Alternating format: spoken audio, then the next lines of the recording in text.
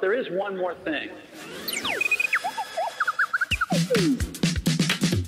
Et on enchaîne avec John, notre geek de service, qui nous parle de montres qui font ding, plop, whiz, qui savent lire nos mails, nos textos et qui en plus de tout ça donnent même l'heure. Enfin, quand elles sont pas en rate de batterie. Alors John, pourquoi il nous faut absolument une montre connectée ? C'est une bonne question. Alors je me rappelle, il y a longtemps, dans les années 80, avoir commandé en Espagne une montre Casio C80, c'était une des premières montres calculatrices. Ouais. Et j'étais en 3e. Fred, est-ce que tu te souviens ? Oui, ton truc énorme là. Tout à fait. Je parle de la montre. Je parle de la montre. Et c'était pour l'époque comme avoir aujourd'hui une Apple Watch. Alors, qu'est-ce que l'on appelle une smartwatch ou une montre connectée ? En fait, c'est communément une montre qui se connecte en Bluetooth ou en Wi-Fi à un téléphone ou un ordinateur et qui contient, en plus de l'heure, du réveil et du chrono, plein d'autres applications comme l'agenda, les jeux, entre autres. Les montres connectées peuvent se diviser en 2 groupes. Celles clairement identifiées comme des montres pour les sportifs, Pulsar, Garmin, Suunto, TomTom, et les autres, Sony, LG, Samsung, Withings, Peeble et Apple. Alors, elles servent à quoi ? Avec Chris et Greg, on va marcher une fois par semaine et c'est vrai qu'on se considérait comme des sportifs. Mais a priori, non. Caro, tu confirmes ? Oui, les gros sportifs. Okay. Bientôt, s'ils peuvent rouler au lieu de marcher, ils le feront. Je crois que c'est ce qu'ils font. Merci. Non, les montres pour les sportifs, moi j'appelle ça des montres pour les fous. D'ailleurs, j'ai 2 amis qui sont eux de vrais sportifs. Ainsi, je leur ai demandé pourquoi ils ont acheté une smartwatch. Denis, un extraterrestre qui fait du sport, possède une Suunto. Mais il fait des randos extrêmes. Un truc que j'aimerais bien quand même qu'on m'explique, c'est comment on peut se perdre avec un chemin. Il utilise sa montre d'ailleurs et elle lui donne tout plein d'infos à l'écran. Qu'elle est super solide, qu'elle a un écran qui reste visible même en plein soleil et a une autonomie pour partir en randonnée pendant 4 jours sans... Waouh. Et là je me dis... une rando pendant 4 jours. Pour moi, une rando, c'est partir le dimanche à 11h45 avec un sac plein de bouffe, des sandales, un short, des raquettes de badminton, du saucisson et du pastis pour le pique-nique. C'est marcher 20 minutes, pas trop loin de ta voiture, planter un parasol, sortir la table, évidemment, on a la table en plus, manger et hop, dormir pendant 3 heures en pleine nature. Et tout ça sur du plat. Hein. Oui, bien sûr. Oui, faut pas mais a priori, pour lui, c'est pas vraiment ça. D'ailleurs, il m'a dit qu'après 4 jours de rando, ta vision sur le monde change. Tu es en osmose avec Mère Nature. Oui, il parle comme ça. C'est beau. C'est clair que moi, partir en rando pendant 4 jours, je serais en super osmose, couché à même le sol sur Mère Nature, dès la fin du premier jour à attendre les secours. Passons à Seb, mon 2e ami sportif. Je suis Franklin et Baguet. Je suis né pour briller. Je vais beaucoup trop vite pour vous et je sais que ça en gêne plus d'un. Mais Dieu a un projet pour moi et personne ne pourra m'arrêter. Laissez passer l'artiste. Alors lui, il s'entraîne pour le triathlon. Oui, courir pendant 8 km, c'est trop simple, alors il rajoute 52 km de vélo et 1 km de nage. Tiens, il fait le Cannes International Triathlon dimanche prochain, on lui fait un petit coucou. Et il n'aura rien d'autre que sa montre.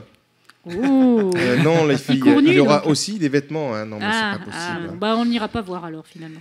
Alors, sa Garmin lui sert, comme il m'a dit, essentiellement pendant ses entraînements.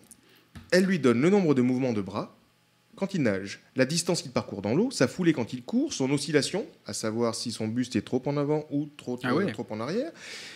S'il est plus en contact avec son pied droit qu'avec son pied gauche, oui, là, j'ai pas tout compris. Moi, perso, je suis bien en contact avec mes 2 pieds. Et quand je perds le contact avec eux, j'ai pas besoin de ma montre pour le savoir. Hein, c'est juste que...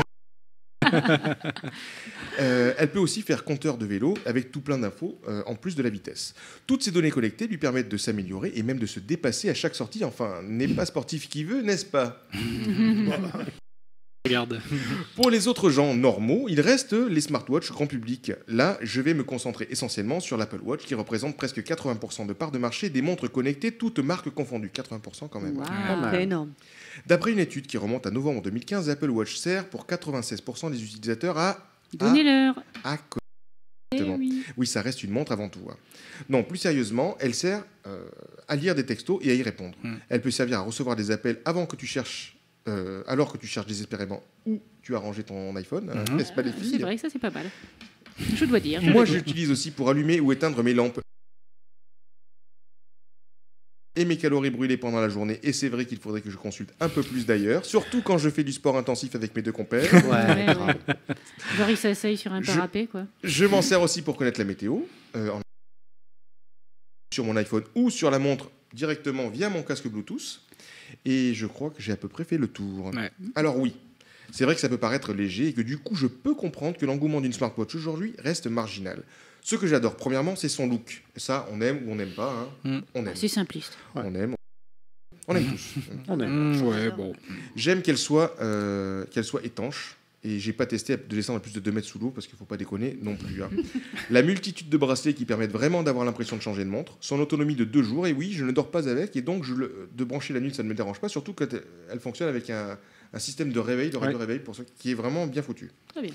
Maintenant, ce que j'aime moins. Alors, c'est qu'au final, lente. Ouais. Par exemple, l'application U, pour gérer mes ampoules, met 10 secondes pour se lancer. Non. Ouais, secondes. non, c'est énorme. Et c'est 6 secondes pour lancer Runkeeper. Donc c'est quand même des apps qui ont besoin de GPS. Et on ne peut pas passer ou recevoir d'appels sans Wi-Fi ou sans iPhone. C'est pas un téléphone, quoi. En clair, elle n'est pas pleinement autonome. D'avoir une caméra de façade pour faire du FaceTime, d'avoir un écran puissante que celles qui sont dans les montres Garmin ou Suunto. En clair, qu'elle soit vraiment autonome. Cela fait presque 1 an maintenant que je l'ai tous les jours et vraiment je l'adore. Hein. Quand je l'oublie, c'est pas comme c'est comme si je sortais tout nu en fait. Ah, carrément. Ah oui, oui. Et je sors souvent tout nu. Oui, je confirme. Alors, qui est-ce que je conseille l'Apple Watch ? Bah, franchement, pour toutes les personnes qui ne sont pas devant un ordinateur toute la journée et qui ont besoin d'avoir des notifications. Pour les faux sportifs comme nous, hein, c'est pour ça qu'on en a tous. Et pour les autres, je préfère leur conseiller de s'en passer. Hein. C'est bien la première fois que je conseille ce genre de choses. Surprise. On note, on note.